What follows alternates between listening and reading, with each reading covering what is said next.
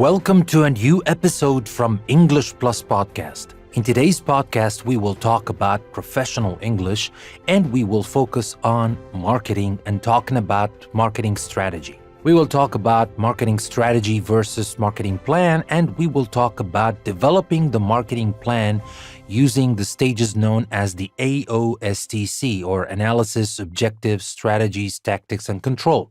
And we will finish our episode by listing some important questions every marketer needs to know about when he or she wants to prepare the marketing plan, the summary of the marketing plan, what is known as the executive summary. So without further ado, we have a lot to cover. Ben and I will talk about this and we will explore as much as possible from the topic of marketing strategy so that you can understand it better and maybe you can use it in your own life. And of course, hopefully that will add to your professional English skills. So Ben, let's start with the differentiation between marketing strategy and marketing plan. What's the difference between these two when we say marketing strategy and marketing plan?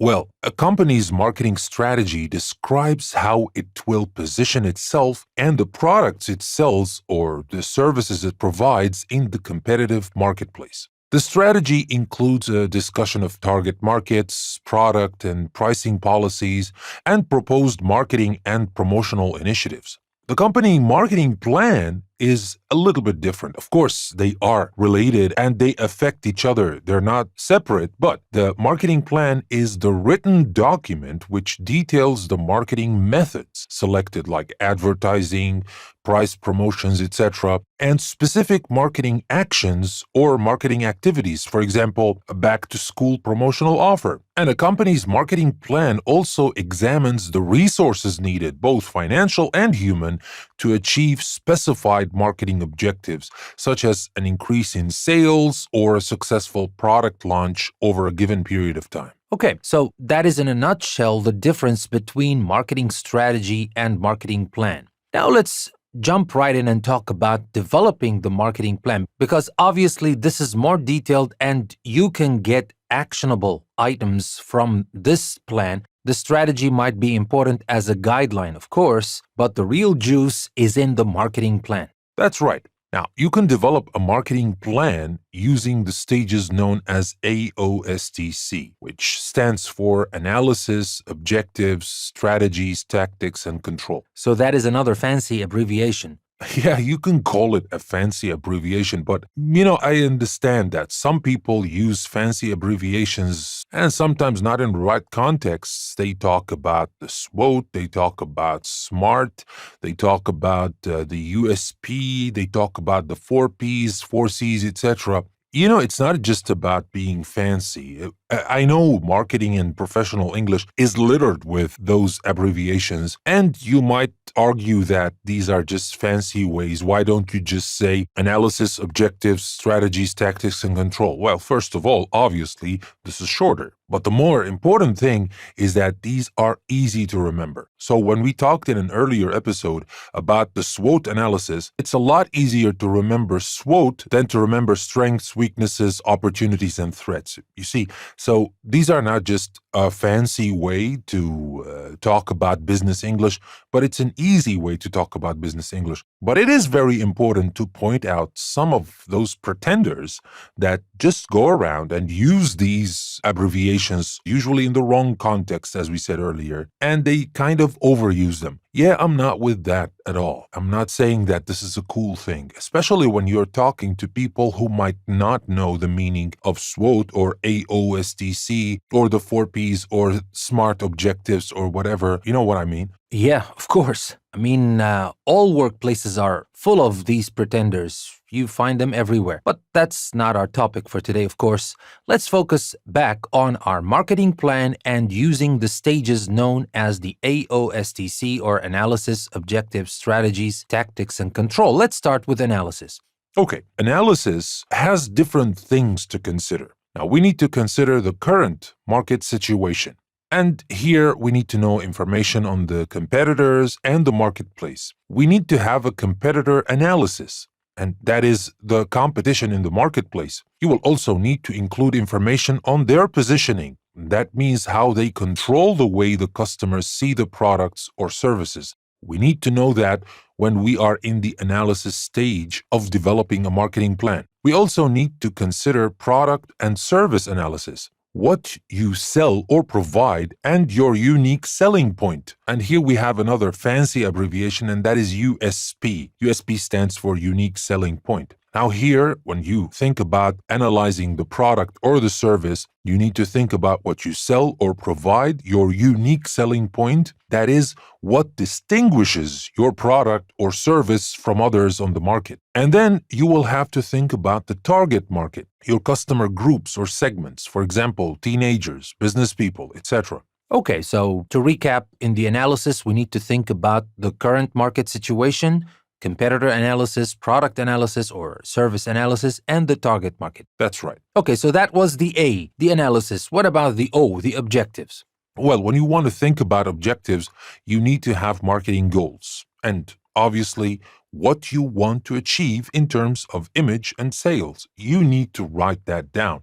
You need to know that beforehand because it's very easy to lose your way or to deviate from the plan if you don't have a clear marketing goal. And then, talking about objectives, it's very important to set SMART objectives. And here we have another acronym, but to be honest, this is one of the most important acronyms and it can be used in a lot of things, not only in marketing. Now, SMART is an acronym, so the letters stand for words. So the S stands for specific, M stands for measurable, A for achievable, R for realistic, and T for timed. The first one, the specific. When you want to set objectives, it's very important to be precise about what you are going to achieve. You need to be specific. And then this objective needs to be measurable. You need to quantify your objectives. It cannot just be floating in the air with nothing or no way to measure this objective. Then it needs to be achievable. You need to ask the question, are you attempting too much or too little? You need to be realistic. Do you have the resources to make the objectives happen? The manpower, the money, the machines, the materials, the minutes, do you have that? You have to be realistic about your objectives. And finally, it needs to be timed. The objective needs to be timed. When will you achieve this objective? Within a month, by February 2030, whatever. So here, if your objectives can be specific, measurable, achievable, realistic, and timed, we can call them then SMART objectives. SMART. Okay, so I can see the SMART objective idea can work for a lot of things, even for personal objectives. That's right. Even when you want to think about something that is completely personal and not in the business world, it helps when you think about it this way. It doesn't mean that you can't dream and you have to be realistic or whatever, but it is important, at least even within the scope of your dream, to have steps. To get there, you need to define some steps, some milestones. And to get to these milestones, you need to have a vision. You need to make this milestone realistic for now. And later on, you can fly and become whoever you want. But there are some milestones that need to be specific, measurable, achievable, realistic, and most importantly, timed. All right, we talked about analysis, we talked about objectives. What about strategies? Well, strategies, that is the approach to meeting the objectives. Now you have your objectives, you have your SMART objectives. Now what about the approach? What is your strategy to get there? And here, strategies here, we're not talking about the marketing strategy that we talked about at the beginning of the episode. That's different. Here we're talking about the strategies, the approach that you have or you want to take to meet the objectives that you just created. Which market segment do you want to target? How will you target the segment? How should we position within the segment? That's very important. These are very important questions we need to ask ourselves if we want to create an effective marketing plan. So these are the strategies. And then we move on to talk about the tactics. The strategies, that's the approach, that's the guideline. And then we have the tactics, we have the specifics. We convert the strategy into the marketing mix. We talked about the marketing mix earlier in this podcast. And to remind you what the 4 Ps are, these are the product, the price, the place, promotion. So product, price, place, promotion. These are the 4 Ps of marketing, the marketing mix. And finally, we have the control. What do we mean by the control? After we've worked on the analysis, the objectives, strategies, and tactics, what is control? Well, simply control is tracking. How the success of the marketing plan will be measured. It's very nice to create a marketing plan, to create an impeccable marketing plan that has taken into consideration everything. You have great, smart objectives. You have the approach written down very clearly, the tactics written down to the minute details, everything taken into consideration. But there is a very important stage after you start to implement this marketing plan, how the success of the marketing plan will be measured, how each marketing activity will be assessed. If it is just a perfect marketing plan and there's no way to assess this marketing plan, or you have no plan to assess this plan, you will never know if your marketing plan works. Because remember, the most important thing about creating a plan is be willing to change, be flexible about this plan. This plan is not set in stone. You have a plan today, and after you use this plan in the market for a month or two, or even for a week or two, you might figure out that there are some things in your plan that are not exactly the things needed in the market now. So you need to change. You need to adjust your plan, and that's very important. You cannot just depend on anybody's expertise to create the plan, because the plan is about the market. The market is people. People change, so plans should change with them as well. But to know if your plan is working or not, so that you can decide whether you want to change it or not, you need control. You need a way to track your plan, how the success of the marketing plan will be measured. That's very important. All right, so that was our AOSTC, the analysis, the objectives, the strategies, tactics, and control. And these are very important stages that we need to know about when we develop a marketing plan. Now, before we move on to the last part of this episode, I would like to remind you that you can find a lot of resources on our website, EnglishPlusPodcast.com. So take the link you will find in the description of the episode and go there and take your English with it to the next level. We have interactive activities. We have a PDF downloadable worksheet, anything we find suitable for our episodes so that you can practice and improve on the things we're learning here in our podcast. And of course, if you like the content we're creating and you would like to support us, there's another link that will take you to our Patreon page. You can become our patron and support English Plus Podcast, help us create more content and reach more people. Now, with that being said, let's get back to our very last part. And this part's very important, to be honest, because we will talk about some brainstorming questions. And this is very important because sometimes, yes, you might have an idea what you need to do, but it might help if you have a set of questions, a set of brainstorming questions that will help you create the marketing plan, a summary of the marketing plan, and that is known as the executive summary. So, Ben, what is the executive summary? Well, as you just said, the executive summary is a summary of the marketing plan, and it is included at the beginning of the document, which is the marketing plan document. Now, here I have prepared a list of questions that are very useful as brainstorming questions. These will help you with your marketing plan, with your executive summary, because I find it a very useful tactic to ask yourself questions, even if these questions are kind of obvious to you since you've been here or you've been working in this company forever. It doesn't matter. You should always ask the questions. You should always ask key questions because, as we said, things change. Even if you've been working in the company for a very long time, or you've been working on a product for a very long time. Yes, you know a lot of things, but people change. Demographics change. People's needs change. The marketing channels change. A lot of things change. So you need to keep up to date and ask yourselves these questions all the time. All right, so shall we start with the questions? Sure. The first question is, how can I best define my business? What kind of company are we? That is a very important and very good question to ask at the beginning because, as we said, that might change over time depending on the circumstances. Then you need to ask yourself, are my objectives smart? Now, we talked about smart objectives, but you have to remind yourself because it's very easy to create objectives that are not smart. It's very easy to fall in this trap. Keep asking yourself this question, are my objectives smart? And then you can ask a question, should I focus on repeat business, thereby keeping the customers we've got, or should I focus on gaining new customer? And that's a valid question. Where do you want to focus? Of course, you want both. Now, every company in the world, whatever their product is or their service is, they want the repeat customers, they want to keep their own customers, and they want to get new customers. And that's fine. But what do you want to focus on? Should you focus on repeat business or on gaining new customers? And that's a very important question because you cannot focus on everybody.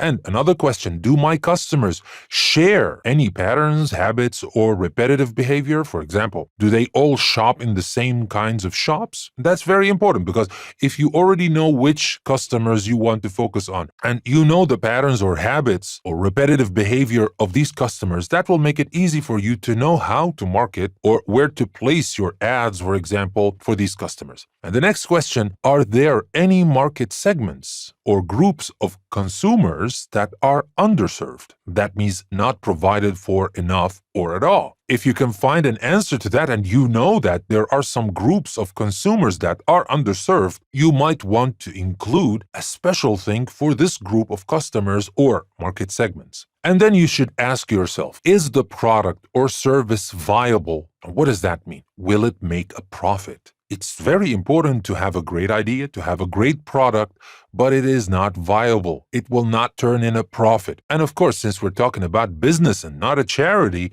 that is a very important and valid question. Is the product or service viable? And the next question, is it accessible? Is it easy for the audience to get or start using the product? If the answer is yes, perfect. If it's not, well, you have to work on that. And then you need to ask yourself, how well did previous marketing methods work? If you're talking about a product or a service that you've already created marketing campaigns for, how well did our previous marketing methods work? We can learn from the things we did in the past. That's very important. It's not about every time we need to create something new. Yes, we need to be creative and create new ways to reach more people, etc., but we can get very good use of the lessons learned. This thing worked, this thing didn't work. Maybe this thing that didn't work in the previous marketing campaign was because of a mistake or something wrong we did, and we know about it. So at least we have lessons learned of the things we should and we shouldn't do. We should do it this way, we shouldn't do it this way, based on data, based on real data, not just on some ideas in someone's mind.